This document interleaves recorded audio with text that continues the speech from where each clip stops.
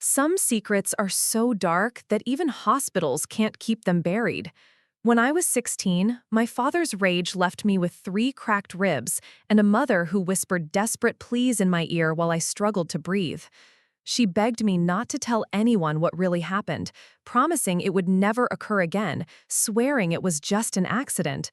But Dr. Elena Martinez had seen too many accidents to believe another lie, and her refusal to stay silent would unravel a web of abuse that had been carefully hidden behind closed doors for years. Before we jump back in, tell us where you're tuning in from, and if this story touches you, make sure you're subscribed, because tomorrow I've saved something extra special for you. My name is Sage, and this is the story of how one doctor's courage saved my life and exposed the truth my family had spent years trying to bury. If you think you know how medical professionals handle suspected abuse cases, prepare to discover just how far some will go to protect children when parents refuse to do their job. The pain hit me like lightning when I tried to take a deep breath, sharp, stabbing, radiating from my left side all the way around to my back. I was sprawled on the kitchen floor, my father standing over me with that look in his eyes that I knew meant the storm wasn't over yet.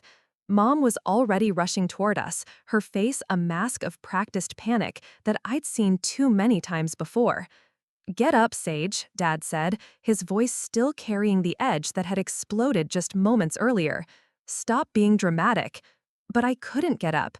Every attempt to move sent waves of agony through my torso. Something was seriously wrong this time. This wasn't like the bruises that faded or the soreness that went away after a few days. This felt different. This felt broken. Mom knelt beside me, her hands hovering but not quite touching, as if she was afraid to make contact. "Honey, can you stand? Come on, let's get you to your room." I tried to speak, tried to tell her that something was really wrong, but the words came out as gasps. Dad had already turned away, disappearing into his study like nothing had happened, like he hadn't just grabbed me by the shoulders and slammed me into the kitchen counter when I'd asked why he'd missed my violin recital again. "Mom," I managed to whisper, tears streaming down my face. "I think something's broken." Her face went white. For a moment, I saw genuine fear in her eyes, not the controlled concern she usually displayed during these episodes. She helped me sit up slowly, and I could see her mind working, calculating, trying to figure out how to handle this situation. "We need to go to the hospital," I said through gritted teeth. "No." The word came out sharp and immediate. "No, honey, you're fine. You just got the wind knocked out of you. Let's see how you feel in the morning." But morning came and went, and the pain only intensified. I couldn't lie flat, couldn't sit comfortably, couldn't even laugh at my best friend Chloe's texts without feeling like someone was stabbing me with a knife. By the second day, Mom couldn't ignore it anymore. "We're going to urgent care," she announced, but her voice carried a warning. "You fell down the stairs. You were carrying laundry and missed the last step. That's what happened." I stared at her, understanding the weight of what she was asking me to do. "Mom," Sage.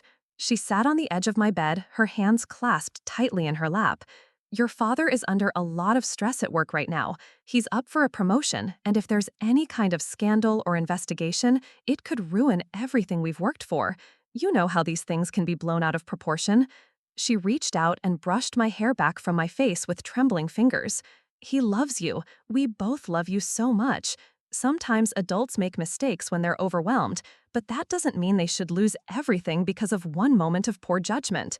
I wanted to scream that this wasn't one moment, that this had been happening for years in various forms, that the accidents and misunderstandings had been escalating slowly but steadily since I was 12.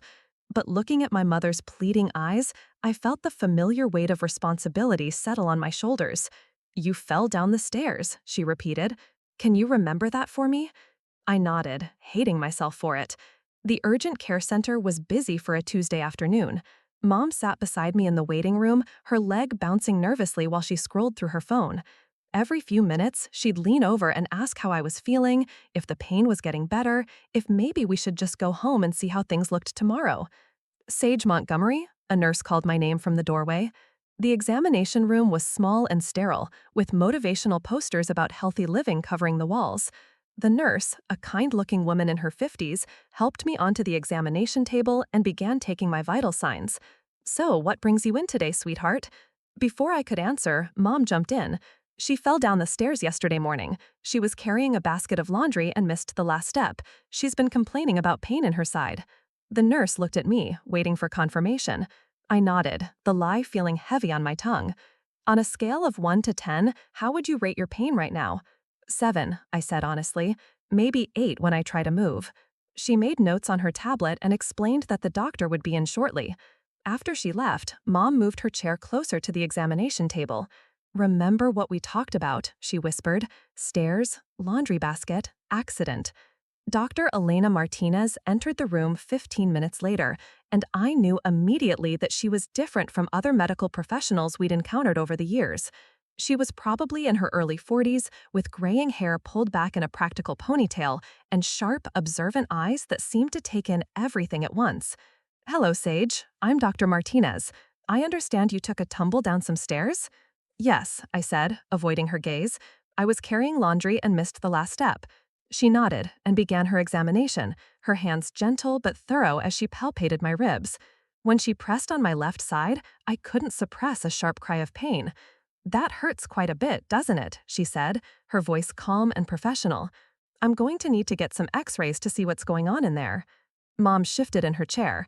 "Is that really necessary?" It's probably just bruising. Dr. Martinez looked at her directly. With this level of pain and tenderness, we need to rule out fractures. It's standard protocol. The X-ray technician positioned me carefully, trying to find angles that wouldn't cause too much discomfort. The images appeared on the computer screen within minutes, and I could see Dr. Martinez studying them intently, her expression growing more serious. When we returned to the examination room, she closed the door behind us and sat down, the X-ray films in her hands. "Sage, you have 3 fractured ribs on your left side. 2 are hairline fractures, but 1 has a more significant break." Mom's face went pale. "From falling down the stairs?"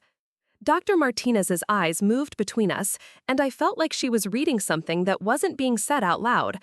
"These injuries are quite severe for a fall downstairs. Can you walk me through exactly what happened? How many steps? What position you landed in?" I felt Mom's eyes boring into me, and I recited the story we'd rehearsed. "There are 12 steps, I was carrying a big basket of laundry, and I guess I misjudged the last step. I fell forward and landed on my side against the bottom step." Dr. Martinez listened carefully, occasionally asking for clarification about the stairs, the laundry basket, the exact way I'd fallen. Her questions were detailed and specific, and I found myself having to elaborate on details that Mom and I hadn't discussed. "Have you been injured before, Sage? Any previous broken bones or significant bruises?" "No," I said quickly, but then remembered the sprained wrist from 2 months ago. "Well, I sprained my wrist a couple months ago." "How did that happen?" Mom spoke up before I could answer. "She fell off her bike. Kids, you know how they are." Dr. Martinez made notes on her tablet, then set it aside and looked directly at me. "Sage, I need to ask you something, and I want you to answer honestly. Has anyone ever hurt you intentionally? At home, at school, anywhere?" The question hung in the air like a bomb waiting to explode. I could feel Mom's tension radiating from her chair, could practically hear her holding her breath. "No," I said, the word coming out as barely a whisper. "No, nobody's hurt me." Dr. Martinez studied my face for a long moment, then turned to Mom. "Mrs. Montgomery, I'm going to need to speak with Sage privately for a few minutes. It's standard procedure for patients her age." "I don't think that's necessary," Mom said, her voice tight. "I'm her mother. I should be here for any medical discussions." "I understand your concern, but this is hospital policy. I'll only be a few minutes." The tension in the room was thick enough to cut. Mom looked like she wanted to argue further, but Dr. Martinez's expression made it clear that this wasn't negotiable. "I'll be right outside," Mom said, gathering her purse. She squeezed my hand as she passed the examination table. "Remember, honey, just answer the doctor's questions honestly about your fall." After Mom left, Dr. Martinez moved her chair closer to the examination table. Her voice was gentle but firm when she spoke. "Sage, in my 15 years as an emergency physician, I've seen a lot of injuries from falls downstairs. What I'm seeing on your x-rays doesn't match the story you've told me. My heart started racing. What do you mean? The pattern of your fractures suggest a direct impact to your ribs, more consistent with being struck or slammed into something rather than a fall. The force would have had to be applied in a very specific way to cause this type of damage. I stared at her, my mind spinning. Part of me wanted to tell her everything, to let the truth pour out and finally have someone believe me. But Mom's words echoed in my head, and I thought about Dad's job, about what would happen to our family if I spoke up. I fell down the stairs, I repeated, but my voice lacked conviction. Dr. Martinez leaned forward slightly. Sage, I want you to know that anything you tell me is confidential. My job is to help you, not to get anyone in trouble. But if someone is hurting you, there are people who can help make it stop. Tears started forming in my eyes despite my efforts to hold them back. I can't, I whispered. You don't understand. It would ruin everything. What would ruin everything? If I told the truth, my mom said it would destroy our family. Dad could lose his job. She said these things get blown out of proportion.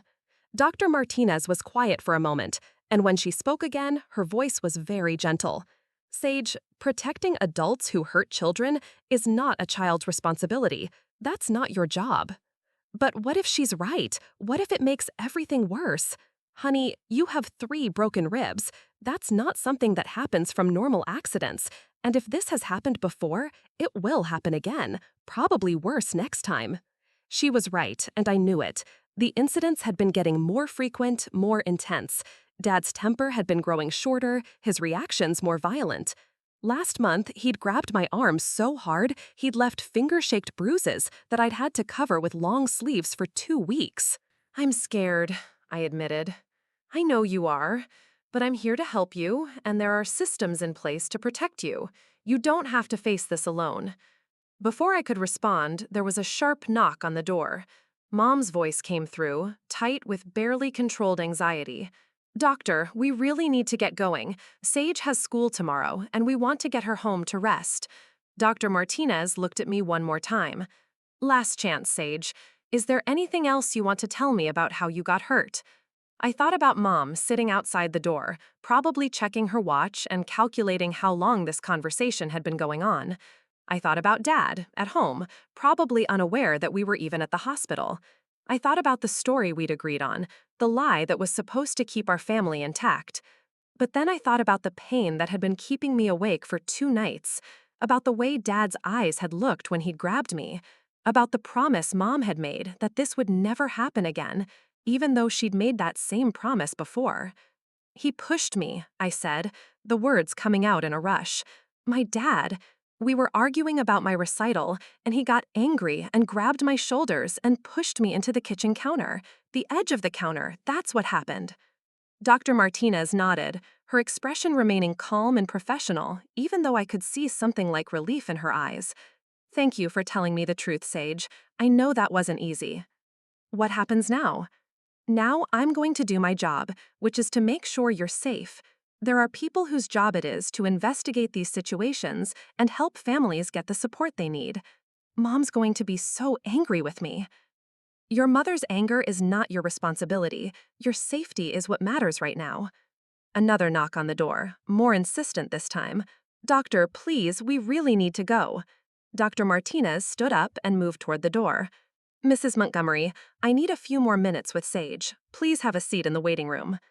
What's taking so long? It's just a few bruised ribs. Actually, your daughter has 3 fractured ribs, which require more extensive evaluation. I'll be with you shortly. I heard Mom's sharp intake of breath through the door, followed by the sound of her heels clicking rapidly down the hallway. Dr. Martinez turned back to me. Sage, I'm required by law to report suspected child abuse to the authorities. A social worker will need to speak with you, and there will likely be an investigation. Can I go home tonight? That will depend on what the social worker determines is safest for you, but I want you to understand that none of this is your fault. Adults are responsible for controlling their own behavior, especially when it comes to children. She sat back down and pulled out her phone. I'm going to make a call to Child Protective Services now. They'll send someone to talk with you today. As she dialed, I felt a strange mixture of terror and relief washing over me. For years, I'd carried the weight of keeping our family's secrets, of protecting Dad's reputation, of maintaining the facade that everything was fine. Now, suddenly, that burden was being lifted from my shoulders by someone who'd refused to accept the lie I'd been trained to tell. Dr. Martinez spoke quietly into her phone, using medical terms and case numbers that I didn't understand. When she hung up, she explained that a social worker named Janet Chen would arrive within the hour to conduct an initial assessment. What will happen to my parents? That's not for me to decide, Sage. My job was to identify that you'd been hurt and to make sure the right people know about it. What happens next will depend on a lot of factors that are beyond my control. Will I have to testify in court or something? I don't know. This is just the beginning of the process, but there are people whose job it is to guide you through whatever comes next, and they'll make sure you understand each step along the way. A soft knock on the door interrupted us, and a woman in her 30s with kind eyes and a warm smile entered the room. Sage, I'm Janet Chen from Child Protective Services. Dr. Martinez called and asked me to come speak with you. Dr. Martinez stood up. I'll give you two some privacy. Sage, I'll check on you before you leave today. After she left, Janet pulled her chair close to the examination table and opened a folder filled with forms. I know this is scary, Sage, but I want you to know that my job is to help keep you safe. Dr. Martinez has told me that you have some injuries that concern her, and she's shared what you told her about how they happened. I'd like to hear the story from you, in your own words. So I told it again, from the beginning. The argument about the recital, Dad's escalating anger, the way he'd grabbed me and pushed me into the counter. Janet listened without interrupting, occasionally making notes, but mostly just maintaining eye contact and nodding encouragingly. Has your father hurt you before, Sage? This was the question I'd been dreading, because answering it honestly meant admitting that the pattern of abuse had been going on for years. It meant acknowledging that all the times I told myself it wasn't that bad, that I was overreacting, that it was normal for parents to lose their temper sometimes, had been lies I'd told myself to survive. Yes, I said. Not like this, usually. Usually it's more like grabbing my arms too hard, or pushing me, or… I struggled to find the words. Like hitting me but not with a closed fist, with his hand flat. Slapping? Yes, but he always says it's because I was being disrespectful or not listening. Janet nodded. How often does this happen? It's gotten worse lately. Maybe once a week, sometimes more if he's stressed about work. What about your mother? Has she ever hurt you? No, she tries to keep him calm. She tells me how to behave so he won't get angry. And afterward, she always talks to him and makes him apologize. Do his apologies change anything? Does the behavior stop? I shook my head. For a little while, maybe, but then something else sets him off. Janet asked more questions about our family dynamics, about school, about whether any other adults had ever noticed signs that something was wrong. I told her about the bruises I'd learned to hide, about the stories we'd developed to explain away the occasional visible injuries, about the way Mom coached me on what to say if anyone asked questions. Sage, I need to ask you something that might be difficult. Do you feel safe going home tonight? The question caught me off guard. Until that moment, I hadn't really considered that I might not go home.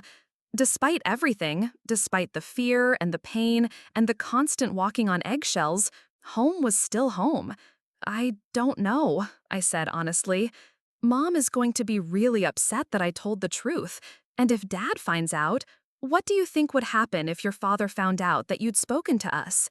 I thought about Dad's face when he was really angry, about the way his voice got quiet and dangerous before he exploded. He'd be furious. He'd say I was being dramatic and causing problems for the family.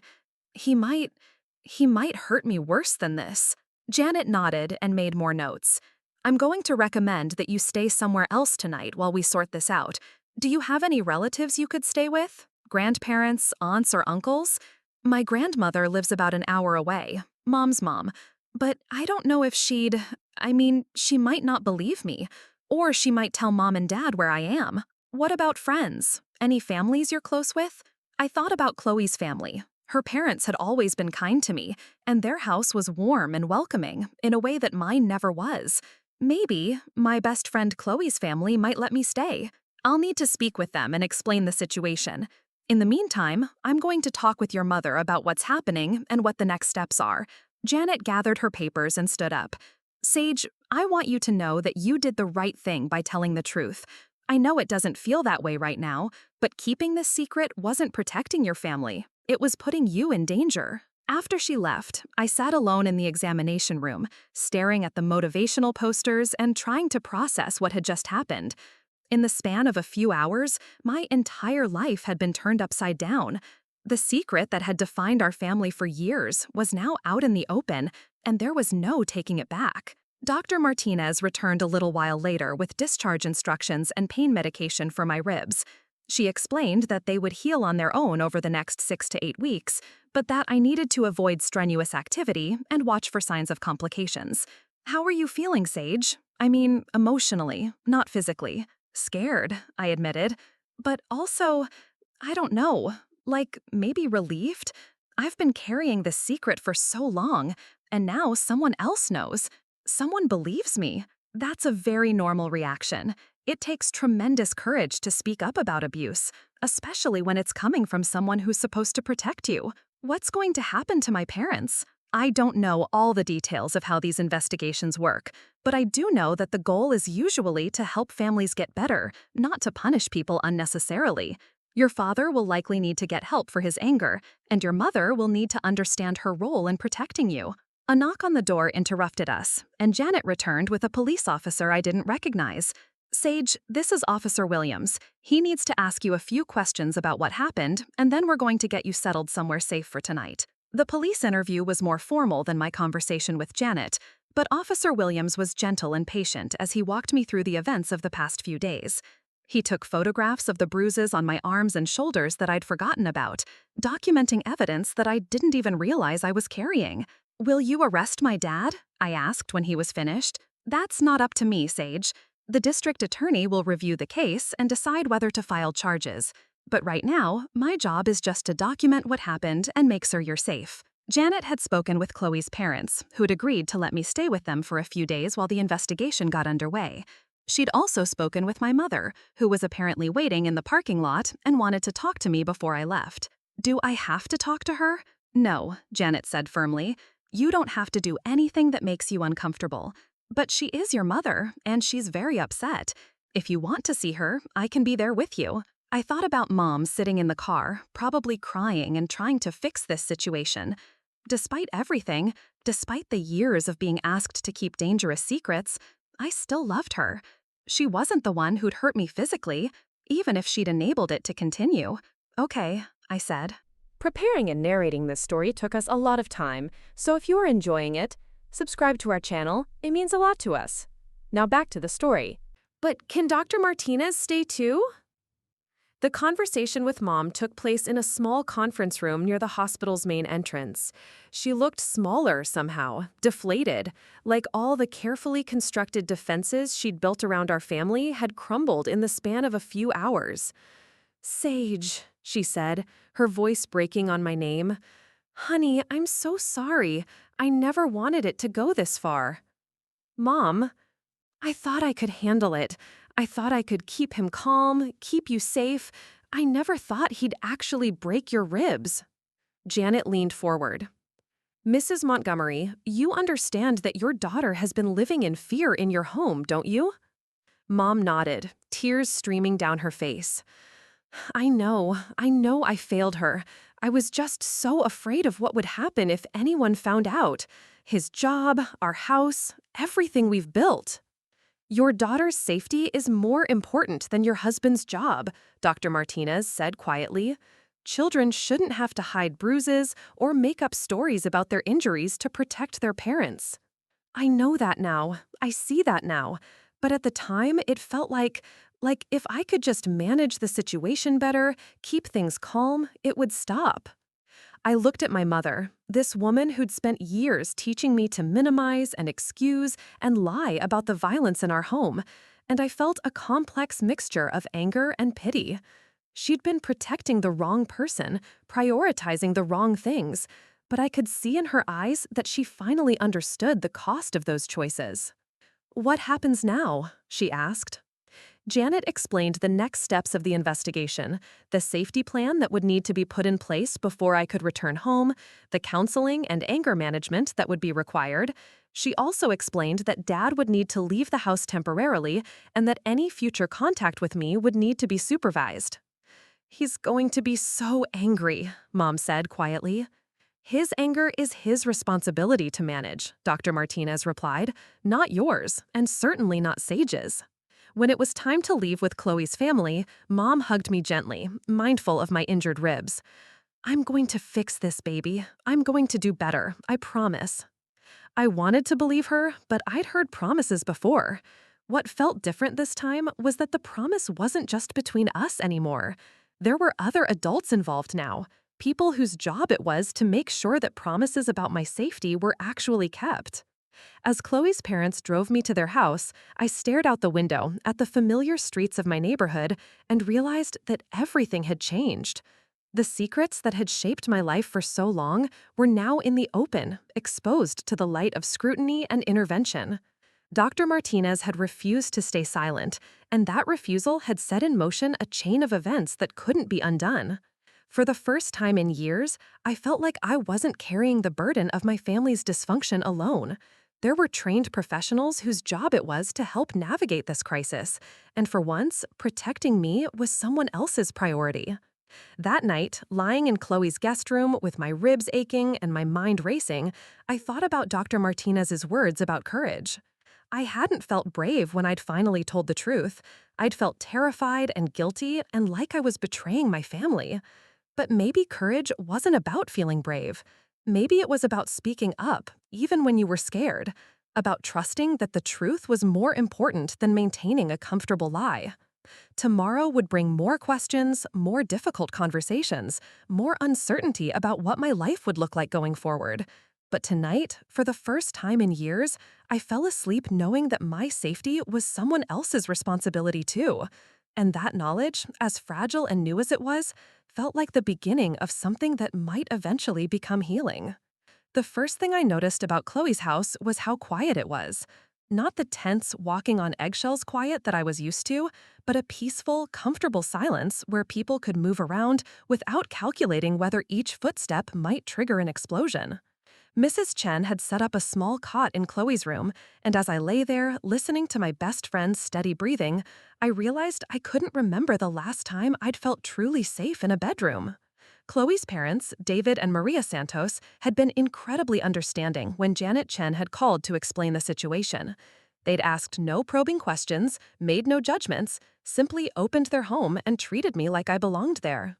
Maria had made me chamomile tea and explained where everything was located, while David had quietly moved some furniture to make sure I had easy access to the bathroom without having to navigate around obstacles that might aggravate my ribs. The morning brought a call from Janet Chen at 8:30.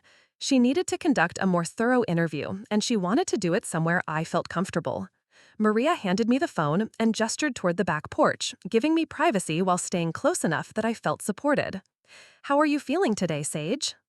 Janet's voice was warm and professional. "Sore, but better. The Santos family is really nice." "I'm glad to hear that. I wanted to update you on what's happening with the investigation. Yesterday evening, after you left the hospital, I spoke with your parents at length. Your father has agreed to stay at a hotel while we sort through this situation." I felt a mixture of relief and anxiety at this news. Relief that I wouldn't have to worry about his reaction to my disclosure, but anxiety about what this meant for my family's future. "How is my mom handling everything?" "She's struggling, as you might expect, but she's been cooperative with our requests, and she's agreed to begin counseling immediately. She seems to understand that significant changes need to happen." Janet explained that she would need to visit our house to assess the living environment and speak with neighbors or family friends who might have additional information. She also mentioned that I would need to undergo a forensic interview with a specially trained interviewer who worked with child abuse cases. "What's a forensic interview?" "It's a recorded conversation with someone who specializes in talking to children about difficult experiences. The interview can be used as evidence if charges are filed, so you wouldn't necessarily have to testify in court."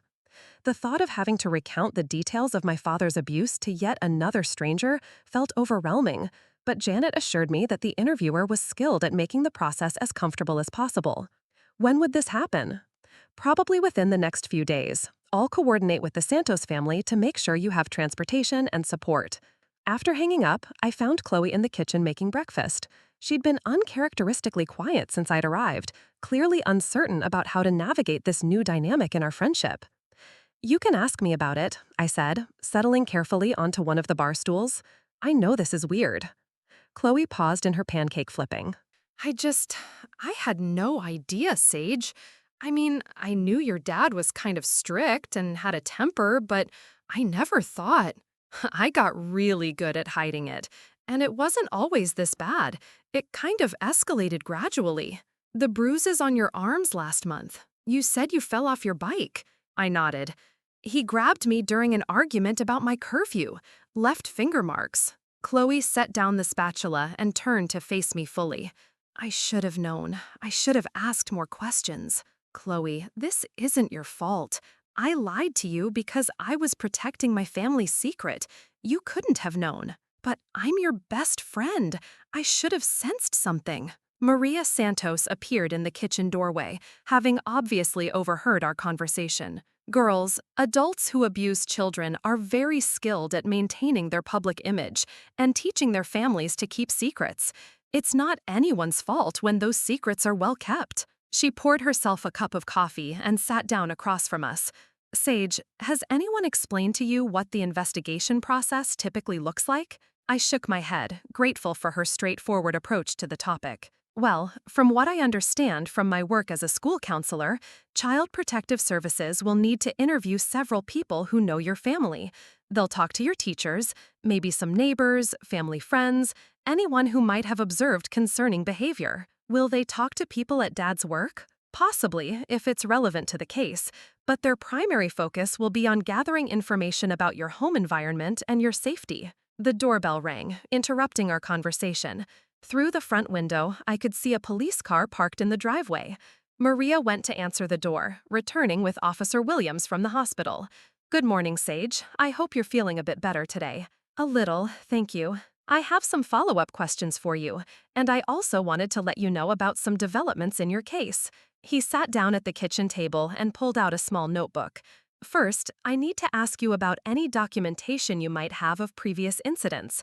Text messages to friends, diary entries, photos of bruises, anything like that. I thought about my phone, which was still at home, and my journal, which I'd hidden under my mattress. I have a journal where I wrote about some of the things that happened, and there might be some text messages to Chloe. Would you be comfortable retrieving those items? We could arrange for someone to accompany you to your house. The thought of going back home, even briefly, made my stomach clench. But I realized that my journal contained detailed accounts of incidents going back almost 2 years. If it could help build a case against Dad, it might be worth the discomfort. I think so, but I don't want to see my dad. He's not staying at the house right now, remember? Your mother is there, and we can arrange for either myself or Miss Chen to be present during the visit. Officer Williams then explained that the hospital had forwarded my medical records to the police, and that Dr. Martinez had provided a detailed report about the injuries and her assessment of how they occurred. Is Dr. Martinez going to get in trouble for reporting this? Not at all. Medical professionals are mandated reporters, which means they're legally required to report suspected child abuse.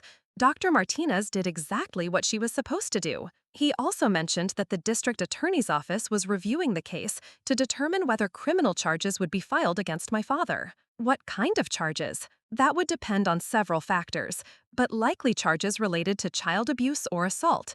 The severity would be determined by the extent of the injuries and any pattern of previous abuse that can be documented. After Officer Williams left, I spent the rest of the morning helping Chloe with her homework and trying to maintain some sense of normalcy. But my ribs ached with every movement, and I found myself constantly thinking about what was happening at home, what my parents were saying to each other, whether Dad was angry about being forced to leave. Around noon, my phone rang. The caller ID showed my mother's number, and I hesitated before answering.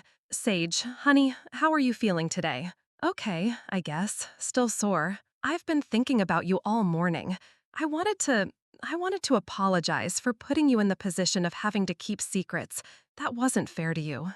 I could hear the strain in her voice, the exhaustion that came from having your carefully constructed world suddenly collapse. Mom, what's Dad saying about all this? There was a long pause. He's angry. He thinks you're overreacting, that the whole thing has been blown out of proportion. He doesn't understand why you felt the need to involve strangers in our family business. Are you going to go back to believing that? No. The word came out firm and immediate. No, Sage. I saw your x-rays. I heard what the doctor said about your injuries. I can't pretend anymore that this is normal or acceptable. She told me that she'd already scheduled an appointment with a counselor for herself and that she was looking into family therapy options for when I was ready. Janet Chen wants to arrange for me to come get some of my things, my journal and my phone. Of course. Whatever you need. I'll make sure your father isn't here when you come. Mom, are you going to be okay? I mean, financially and everything? Don't worry about that, sweetheart. My job at the library doesn't pay much, but it's enough to cover the essentials. And honestly, the house feels different without him here. Calmer. After we hung up, I realized that this was the first honest conversation I'd had with my mother in years. No coaching about what to say, no careful navigation around sensitive topics, no pretending that everything was fine. It was strange and unfamiliar, but it also felt like the beginning of something healthier. The forensic interview was scheduled for the following Tuesday at a child advocacy center across town. Janet Chen picked me up from the Santos house and explained what to expect during the drive. The interviewer's name is Rebecca Walsh, and she's been doing this work for about 10 years. The room is designed to be comfortable and non-threatening, and the interview will be recorded so you only have to tell your story once. Will other people watch the recording? Possibly, if charges are filed, but Rebecca will explain all of that to you before you begin. The advocacy center looked more like a comfortable home than an official building. Rebecca Walsh met us in the lobby, a woman in her 40s with a gentle demeanor and an easy smile. You must be Sage. I'm Rebecca. I know this might feel intimidating, but I want you to know that we can go at whatever pace feels comfortable for you. The interview room contained a couch, some chairs, and a coffee table with art supplies and fidget toys. Rebecca explained that some people found it easier to talk while doing something with their hands. Before we start talking about difficult things, why don't you tell me a little bit about yourself? What do you like to do in your free time? I found myself relaxing as I talked about violin, about school, about my friendship with Chloe. Rebecca was an excellent listener, asking follow-up questions that showed genuine interest in my answers. Now, I understand you were hurt recently and had to go to the hospital. Can you tell me about that? So I told the story again, but this time with more detail than I'd provided to anyone else. Rebecca asked careful, specific questions that helped me remember details I'd forgotten or suppressed. She asked about the argument that had triggered Dad's violence, about the exact sequence of events, about what I'd been thinking and feeling in the moments before and after the assault. Had your father hurt you before that day? Yes, but usually not as badly. Can you tell me about some of those other times? This was the hardest part, because it meant admitting to myself and to an official record just how extensive the pattern of abuse had been. I talked about being slapped for talking back, about being grabbed and shaken when I didn't respond quickly enough to his demands, about the escalating intensity of his reactions over the past year. Did anyone else ever see these incidents happen? My mom saw most of them.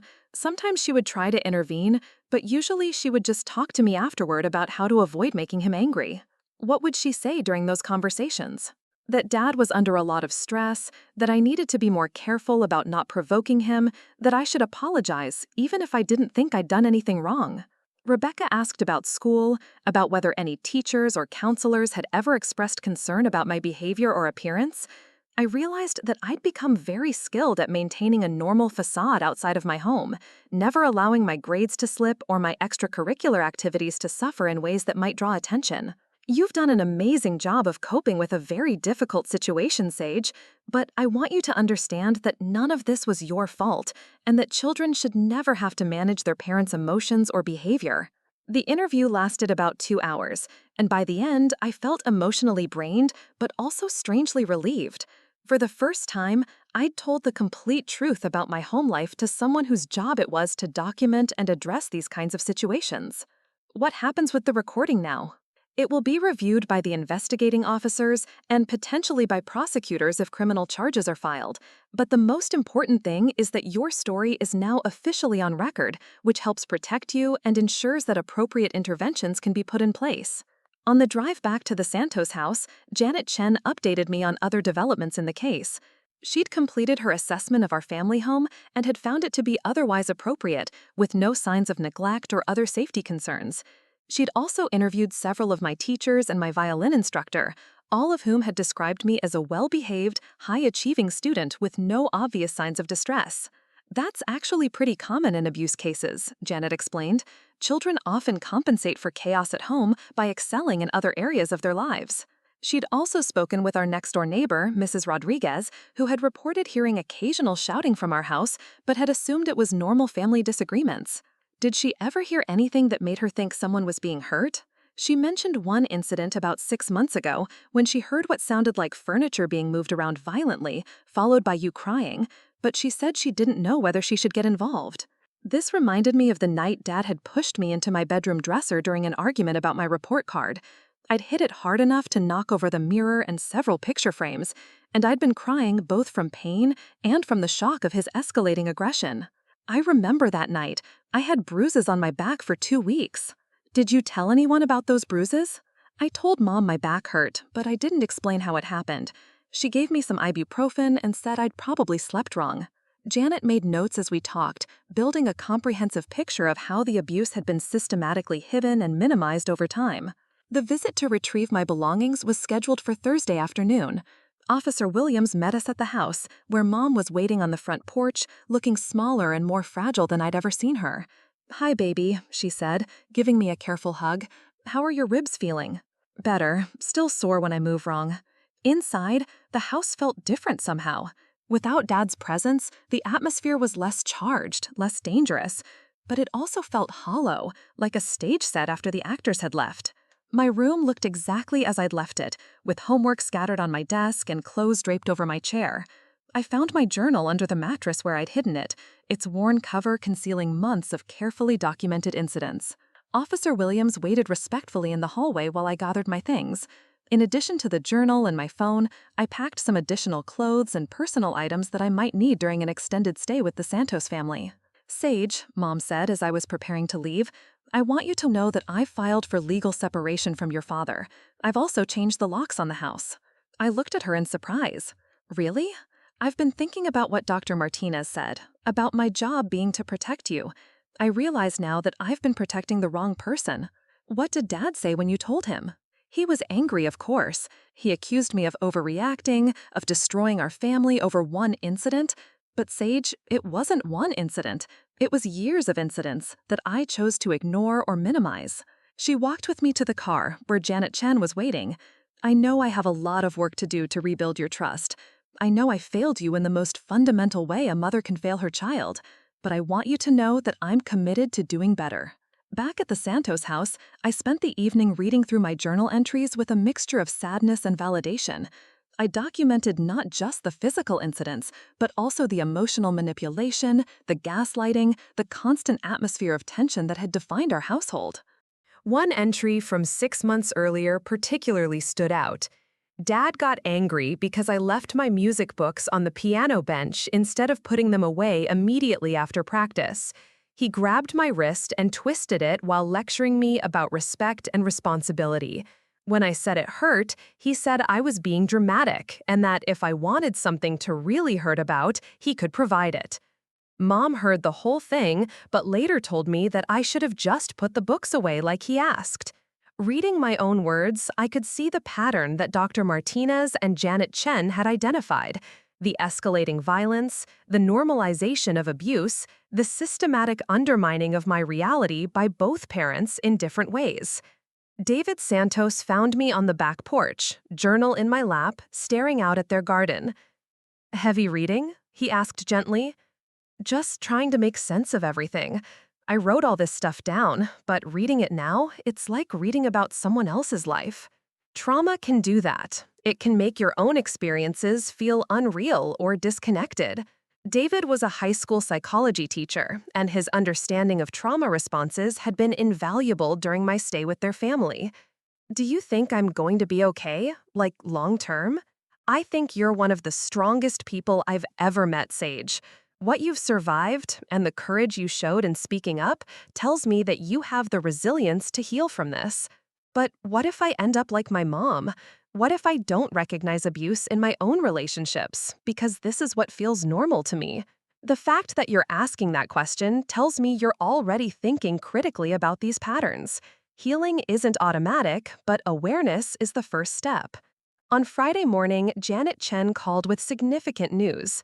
The district attorney's office had decided to file charges against my father: aggravated assault, child abuse, and endangering the welfare of a minor. A warrant had been issued for his arrest. What does this mean for me? It means that the legal system is taking your case seriously. Your father will be arrested and will have to appear in court. Depending on how he pleads, there might be a trial. Would I have to testify? Possibly, but the forensic interview you did earlier this week might be admissible as evidence, which could reduce the need for you to testify in person. She also mentioned that a judge had issued a restraining order prohibiting my father from having any contact with me or coming within 500 feet of wherever I was staying. He's not allowed to call you, text you, send messages through other people, or show up at your school or anywhere else you might be. This news brought a mixture of relief and anxiety. Relief that there were legal protections in place, but anxiety about how Dad would react to being arrested and charged with crimes. What if he violates the restraining order? Then he'll be arrested again, and the charges against him will become more serious. The police and the court system take these orders very seriously. That afternoon, Chloe and I were doing homework in her room when her mother called us downstairs. Two police officers were at the front door, and one of them was Officer Williams. "Is everything okay?" I asked, my heart immediately racing. "Everything's fine, Sage. We just wanted to let you know that your father was arrested about an hour ago.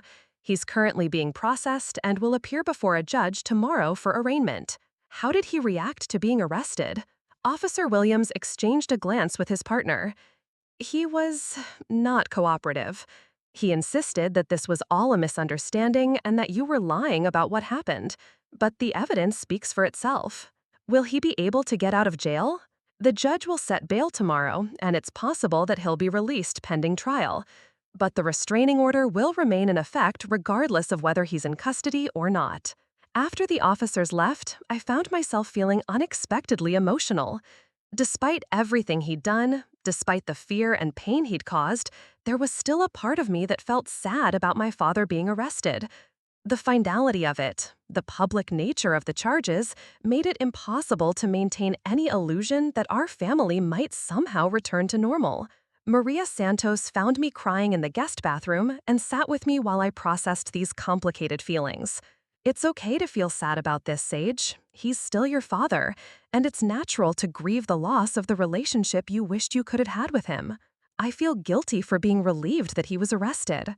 Relief is a completely appropriate response. You've been living in fear, and now there are systems in place to protect you. That's something to feel good about." The weekend passed quietly, with updates from Janet Chen about the legal proceedings. Dad had been released on bail with strict conditions, including the restraining order and a requirement that he attend anger management counseling. He'd pleaded not guilty to all charges. Mom called several times, updating me on her progress with counseling and her plans for our future. She'd started the process of filing for divorce and was exploring options for therapy for both of us, individually and together. "I know I can't undo the damage that's been done," she said during one conversation. "But I want you to know that I'm committed to becoming the mother you deserve to have." "I appreciate that, Mom, but I think I need some more time before I'm ready to come home." "I understand. Take all the time you need. The Santos family is wonderful for letting you stay there." On Sunday evening, Rebecca Walsh called to let me know that the forensic interview had been reviewed by the prosecution team and would likely be admitted as evidence in the case against my father. This means that unless his defense team specifically requests your testimony, you probably won't have to appear in court. That's a relief. What happens next? There will probably be plea negotiations between the prosecutors and your father's attorney. Many of these cases are resolved without going to trial. What would happen if he pleads guilty? He would be sentenced according to the terms of a plea agreement. That might include jail time, probation, mandatory counseling, and continued restrictions on contact with you. Monday brought a return to school, my first day back since the hospital visit. I'd been dreading the possibility that word had gotten out about my situation, but my teachers and classmates treated me normally, with no indication that they knew anything about the legal proceedings. My English teacher, Mrs. Patterson, did ask me privately if I was feeling better after my injury, and I realized that the school had probably been given a vague explanation about my absence.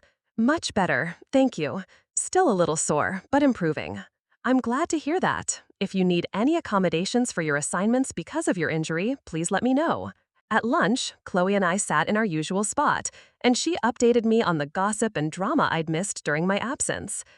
It felt surreal to hear about who was dating whom and which teachers had given pop quizzes, normal teenage concerns that felt trivial compared to what I'd been dealing with. "Do you want to talk about what's going to happen next?" Chloe asked as we walked to our afternoon classes. "I don't really know what's going to happen. I guess we wait and see how the legal stuff plays out." Are you going to go back home eventually? Maybe. Mom's been working on changing things, and she says the house feels different without Dad there, but I'm not sure I'm ready yet. That afternoon, Janet Chen called with an update about the plea negotiations.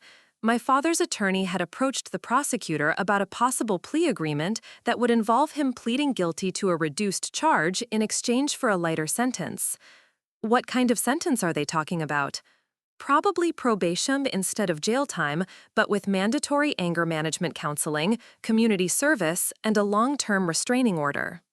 Would that mean he couldn't contact me for a certain period of time? Yes, likely for several years, and any contact after that would need to be supervised and approved by the court. What do you think I should do? It's not really your decision, Sage. The prosecutor will make the final call about whether to accept a plea agreement, but they will consider your feelings about it. I thought about this conversation for the rest of the day. Part of me wanted my father to face the full consequences of his actions, to be held fully accountable for years of abuse. But another part of me just wanted the whole ordeal to be over, to move forward with rebuilding my life without the stress and uncertainty of a trial. That evening, I called my mother to talk through my feelings about the plea negotiations. "What do you think I should tell the prosecutor?" "I think you should tell them what feels right to you, honey. There's no wrong answer here." "Are you angry that I reported Dad to the police?" There was a long pause before she answered.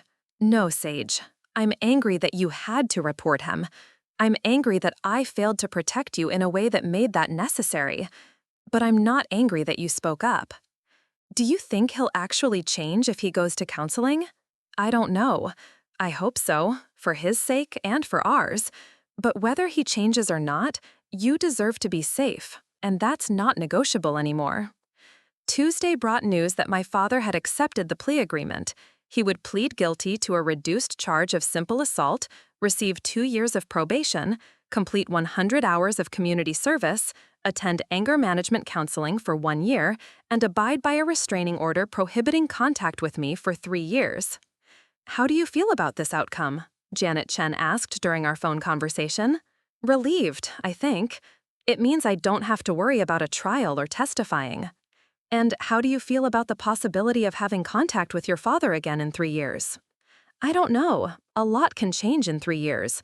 Maybe by then I'll be ready to consider some kind of supervised relationship, but maybe not. I guess I'll deal with that when the time comes."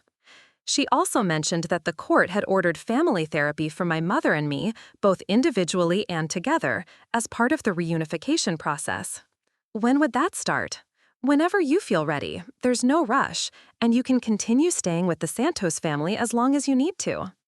That night, I sat in Chloe's room writing in my journal for the first time since I'd started staying with her family. But instead of documenting trauma and abuse, I found myself writing about hope and healing. "It's been 2 weeks since Dr. Martinez refused to stay silent about my injuries," I wrote. 2 weeks since the secret that defined my family for years was finally exposed to the light.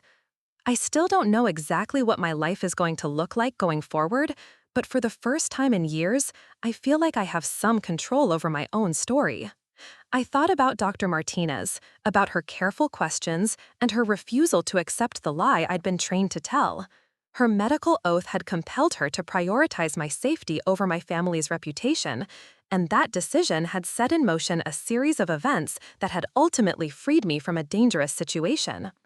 Sometimes, I continued writing, the most important thing an adult can do for a child is refuse to look the away when something is wrong. Dr. Martinez saw past the story we'd rehearsed and recognized the truth that was written in my broken ribs. She understood that keeping my family's secret wasn't protecting me, it was endangering me.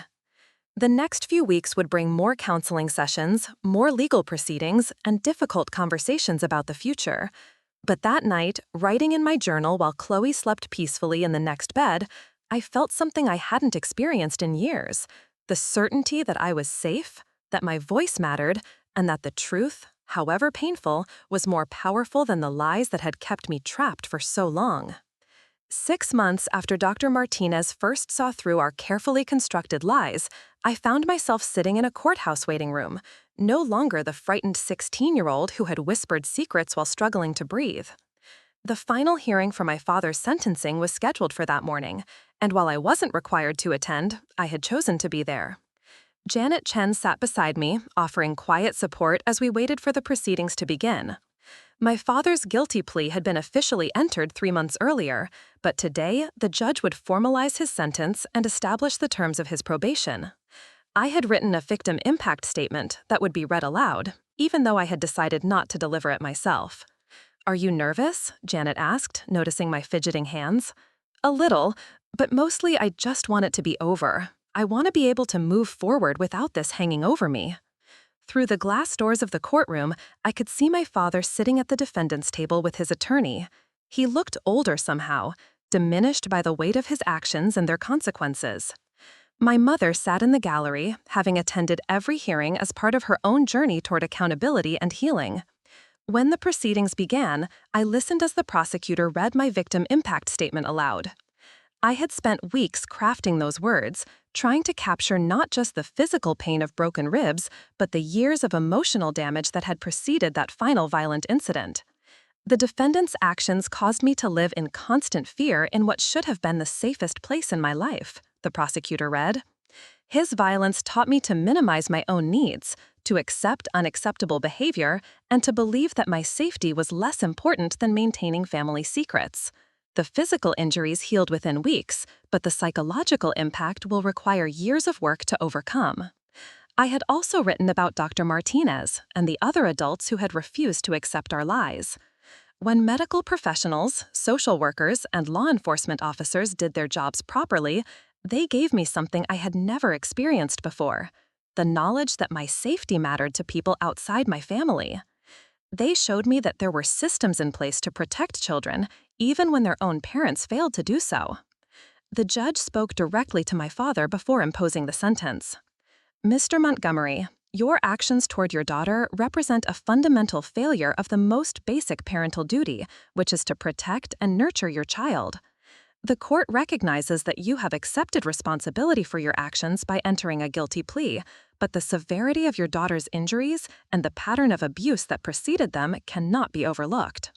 The formal sentencing matched the terms of the plea agreement: 2 years of supervised probation, mandatory anger management counseling, community service, and a 3-year restraining order. Additionally, any future contact with me would require court approval and professional supervision. As we left the courthouse, my mother approached me hesitantly. Our relationship had been slowly rebuilding through family therapy sessions, but it remained fragile and complicated. "How are you feeling about everything?" "Relieved, mostly. It feels like I can finally close this chapter and focus on moving forward. I know the restraining order means he can't contact you, but I want you to know that I've made it clear to him that even after it expires, any relationship with you will be entirely on your terms." This conversation would have been unimaginable a year earlier. The mother who had once coached me to lie about my injuries was now prioritizing my autonomy and safety above all other considerations. "I appreciate that, Mom. I'm not sure what I'll want 3 years from now, but it helps to know that you'll support whatever I decide." The months that followed brought a new kind of normalcy to my life. I had eventually moved back home, but to a house that felt fundamentally different without my father's volatile presence. Mom had continued with counseling and had developed new patterns of communication that didn't involve minimizing problems or protecting secrets. My own therapy sessions with Dr. Sarah Chen, a trauma specialist, had helped me understand the complex ways that childhood abuse affects development. I learned about hypervigilance, about the difficulty abuse survivors often have trusting their own perceptions, about the long process of rebuilding a sense of safety in the world. Healing isn't linear, Dr. Chen had explained during one of our sessions. You'll have good days and difficult days, moments when you feel strong and moments when you feel vulnerable. All of that is normal and expected. One particular breakthrough came during a session where we discussed my relationship with authority figures. I had realized that my experience with Dr. Martinez had been transformative, not just because she had helped me escape an abusive situation, but because she had modeled what healthy adult authority looked like.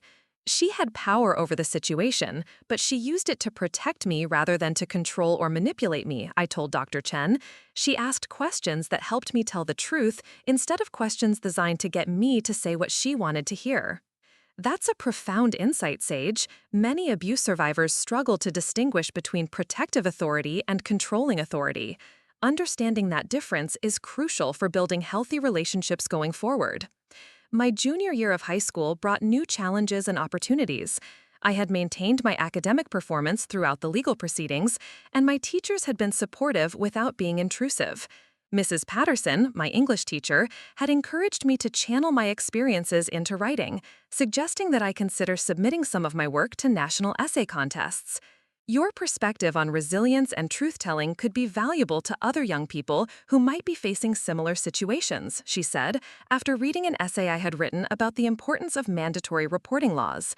The idea of sharing my story more broadly both excited and terrified me. I had grown comfortable discussing my experiences in therapy and with close friends, but the thought of strangers reading about the most vulnerable moments of my life felt overwhelming. Chloe, who had remained my closest confidant throughout everything, encouraged me to consider the possibility.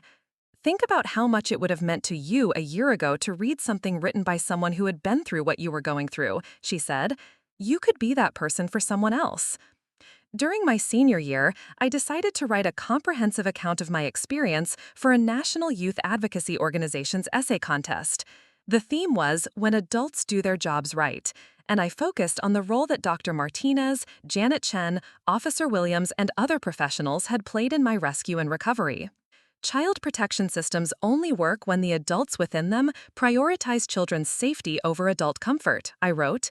When medical professionals ask difficult questions, when social workers take reports seriously, when law enforcement officers treat young victims with respect and care, they create space for truth to emerge from secrecy. I also wrote about the importance of teaching children that they have the right to safety and the right to be believed when they report abuse. For years, I believed that protecting my family's reputation was more important than protecting my own body.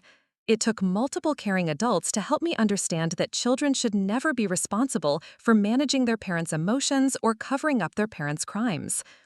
The essay won second place nationally, which came with a scholarship and an invitation to speak at the organization's annual conference. Standing on a stage in front of hundreds of child welfare professionals, I felt the strange symmetry of having transformed from a victim they might have encountered in their work to an advocate speaking alongside them. When Dr. Martinez refused to accept my rehearsed story about falling downstairs, she gave me something more valuable than medical treatment, I told the audience. She gave me the knowledge that my safety mattered to people who didn't even know me. She showed me that there were adults whose job it was to protect children and that they took that job seriously. I also spoke about the importance of believing children who report abuse, even when their stories seem inconsistent or when they initially deny that anything is wrong. Abuse survivors often minimize their experiences or provide confusing details because that's how trauma affects memory and perception. When professionals approach these conversations with patience and expertise, they create opportunities for truth to emerge. The response to my speech was overwhelming. Several audience members approached me afterward to share their own stories, both as survivors and as professionals who had helped other children in similar situations. A social worker from California told me that she planned to share my essay with her team as an example of how their intervention can change a young person's entire life trajectory. Back home, I began volunteering with a local organization that provided support services to families affected by domestic violence. My role involved helping to facilitate support groups for teenagers who had witnessed or experienced abuse in their homes. Working with other young survivors, I was struck by how many of them expressed the same feelings I had carried for years: guilt about causing problems for their families, fear that they wouldn't be believed, and confusion about whether their experiences qualified as real abuse. Abuse doesn't always look like what you see in movies, I would tell the group during our weekly meetings. Sometimes it's a pattern of smaller incidents that gradually escalate. Sometimes it's emotional manipulation that makes you question your own reality. Sometimes it's being taught that your job is to manage an adult's emotions instead of focusing on your own development and safety.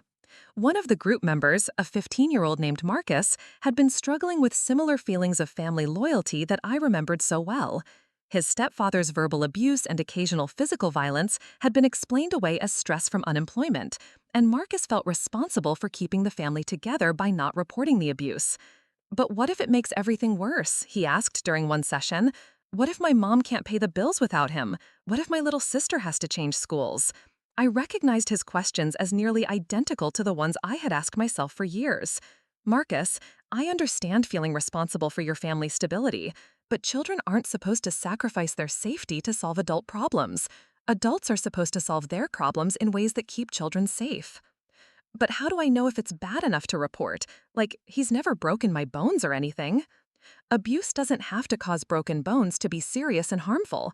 If you're walking on eggshells in your own home, if you're being hurt physically or emotionally, if you're being taught that your feelings and needs don't matter, then it's bad enough. I shared some of my own story with Marcus, including the years I had spent minimizing my father's behavior and making excuses for his violence.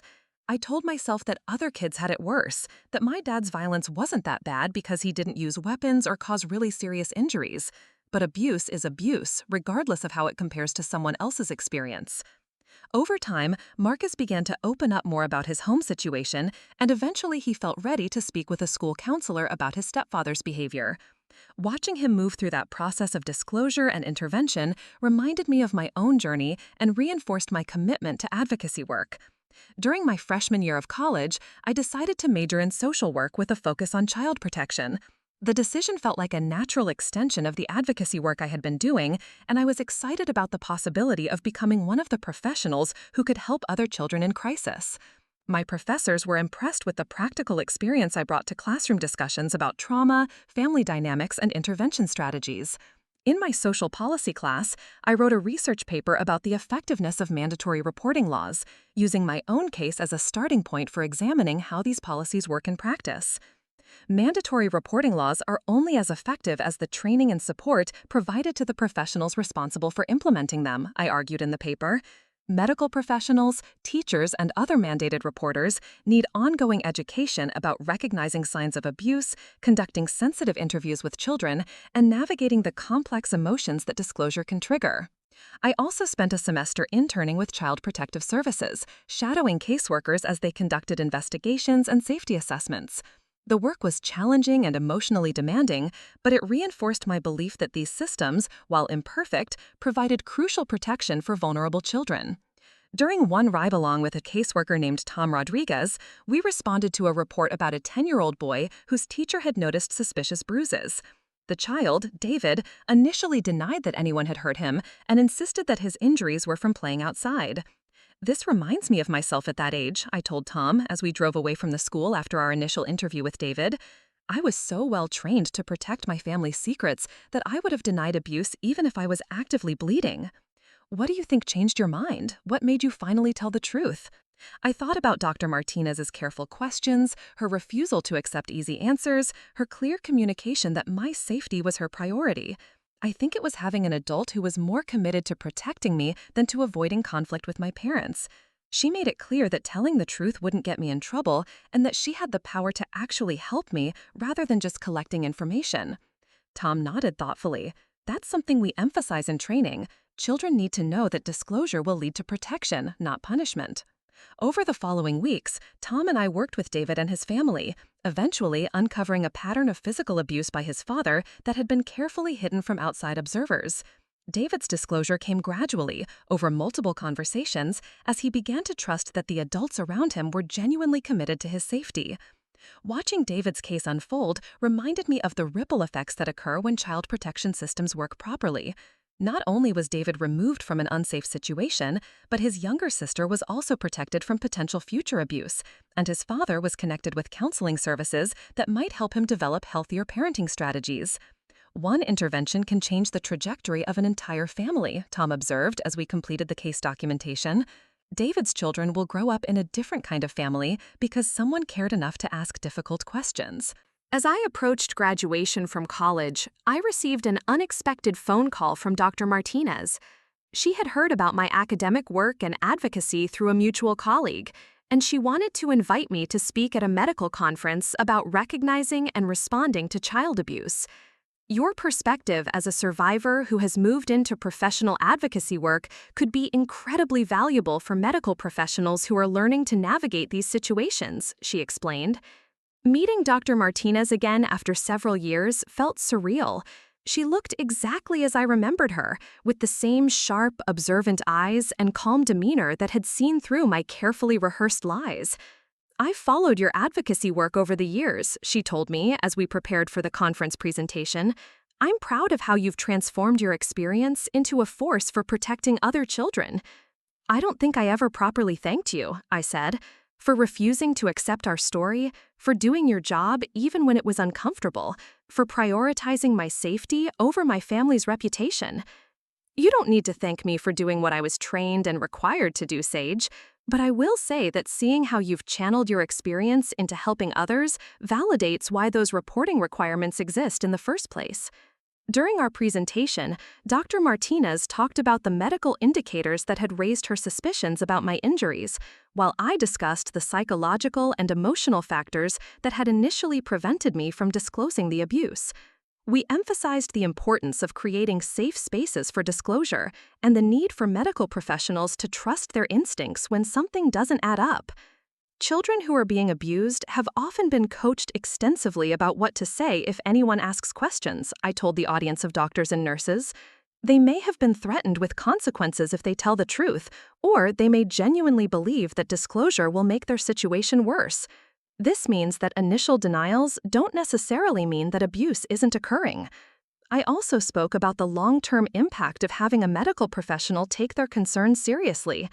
When Dr. Martinez documented my injuries and made the required reports, she set in motion a series of interventions that not only removed me from immediate danger, but also connected my family with resources that helped address the underlying issues.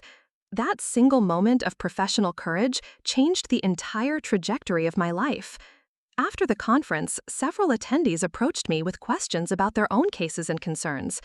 A pediatric nurse told me about a young patient whose injuries seemed suspicious, but whose parents had provided plausible explanations.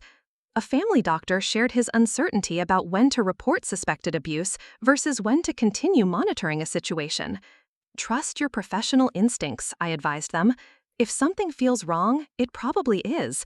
Children's safety should always take precedence over adult comfort or family privacy." In my final semester of graduate school, I completed a research project examining the long-term outcomes for children who had been removed from abusive homes through medical intervention. My findings supported what I had experienced personally: that early intervention, while traumatic in the short term, significantly improved children's safety and developmental outcomes over time. Children who receive timely intervention are more likely to develop healthy relationships, achieve academic success, and avoid perpetuating cycles of abuse in their own families, I wrote in my thesis conclusion. The temporary disruption caused by disclosure and intervention is far less damaging than the ongoing trauma of remaining in abusive environments. I graduated with highest honors and immediately began working for the state's Department of Children and Family Services as a child protection specialist. My first assignment was to a unit that specialized in cases involving medical professionals' reports, bringing my career full circle to the kind of intervention that had changed my own life. On my first day of work, my supervisor handed me a case file involving a 12-year-old girl whose emergency room visit for a bicycle accident had raised concerns among the medical staff. The girl's injuries were inconsistent with her reported mechanism of injury, and she had been evasive when asked direct questions about how she was hurt. Reading the file, I was transported back to my own 16-year-old self, lying on an examination table and reciting the story my mother and I had rehearsed about falling downstairs. I thought about Dr. Martinez's careful questions, about the moment when I had finally chosen truth over loyalty, about all the caring adults who had refused to accept easy answers. "Let's go meet with her," I told my supervisor, gathering the file and my keys. "I have a feeling this is going to be an important conversation." As I drove toward the hospital where the girl was still being observed, I reflected on the strange journey that had brought me to this moment. 7 years earlier, I had been a frightened teenager whose broken ribs had finally forced the truth about my family's secrets into the open. Now I was a trained professional whose job it was to help other children navigate similar crises. The girl's name was Emma, and when I first saw her in the hospital room, I recognized the carefully composed expression I remembered wearing during my own medical interviews. She answered my initial questions politely but without detail, sticking to the story about losing control of her bicycle and hitting a tree. "Emma," I said, after we had talked for a few minutes about school and friends, "I want you to know that my job is to make sure that children are safe. Sometimes when kids get hurt, it's not really an accident, even though that's what they've been told to say. If someone has hurt you, there are people who can help make it stop." I saw a flicker of recognition in her eyes, a moment of surprise that an adult was speaking so directly about the possibility that she might not be telling the truth. "I fell off my bike," she repeated, but her voice lacked conviction. "I understand why you might say that," I replied gently. "When I was about your age, I told a doctor that I had fallen down some stairs when actually my father had pushed me into a kitchen counter. I was scared about what would happen if I told the truth." Emma's eyes widened slightly, and I could see her processing this information. "What happened when you told the truth?" "It was scary at first," I admitted. "There were a lot of adults asking questions, and my family had to make some big changes. But ultimately, telling the truth was what made it possible for me to be safe." Over the course of our conversation, Emma gradually revealed that her stepfather had been physically abusing her for several months, and that her mother had instructed her to lie about her injuries to avoid causing problems for the family. As I listened to Emma's story, I was struck by how similar it was to my own experience and to those of countless other children I had encountered through my advocacy work. The patterns of abuse, secrecy, and family loyalty were remarkably consistent across different families and circumstances. "Emma, what you've told me is very important, and I'm glad you trusted me with the truth," I said. "There are going to be some adults who need to talk with you about this, and there will probably be some changes in your living situation while we make sure you're safe. Will I get in trouble for lying at first?" "No, Emma. Children are never in trouble for trying to protect their families, even when that protection isn't their responsibility." As I drove home that evening, I thought about the circular nature of healing and advocacy.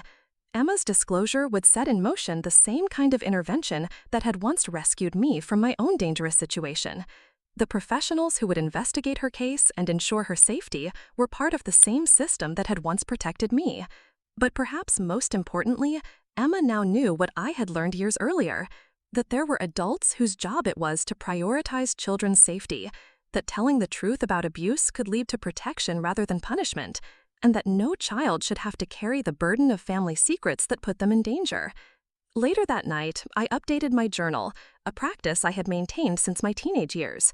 "Today, I met a 12-year-old girl who reminded me of myself at that age," I wrote. "Scared, loyal, trained to protect adults who should have been protecting her. But unlike my teenage self, Emma won't have to carry those secrets for years before finding help. The system worked for her the way it worked for me, but faster and more efficiently." I thought about Dr. Martinez, who had probably never imagined that her refusal to accept a rehearsed story would eventually lead to my career in child protection. I thought about Janet Chen, Officer Williams, Rebecca Walsh, and all the other professionals who had taken their mandatory reporting responsibilities seriously and had treated my case with the urgency and care it deserved. "Healing happens in spirals," I concluded in my journal entry. We revisit the same themes and challenges at deeper levels, and sometimes we find that our greatest wounds become the source of our greatest contributions to the world. Dr. Martinez gave me the gift of safety when I was 16, and now I get to offer that same gift to other children who are trapped in dangerous secrets. 6 months later, I received a letter from Emma's caseworker updating her progress. Emma had been placed with her grandmother and was doing well in therapy and at school. Her stepfather was facing criminal charges, and her mother was participating in counseling to address her role in enabling the abuse. Emma asked me to tell you that she started keeping a journal, the caseworker wrote. She said you told her that writing about her experiences might help her process everything that happened. She wanted you to know that she's decided she wants to be a social worker when she grows up, so she can help other kids the way you helped her. Reading that letter, I understood that this was how healing rippled outward through generations. Emma's children would grow up in a family where safety was prioritized over secrets, where adults took responsibility for protecting children rather than expecting children to protect adults. The work wasn't easy, and there were days when the weight of so many children's trauma felt overwhelming. But there were also days like the one when Emma's case was resolved, when I could see clearly how Dr. Martinez's courage had created a chain reaction of protection and healing that would continue long after any of us could predict or measure. Dr. Martinez had taught me that sometimes the most profound act of care is refusing to accept a lie that makes everyone comfortable. Her willingness to ask difficult questions and to prioritize my safety over my family's reputation had given me the foundation to build a life dedicated to offering that same protection to other children. Up next, you've got 2 more standout stories right on your screen. If this one hit the mark, you won't want to pass these up. Just click and check them out.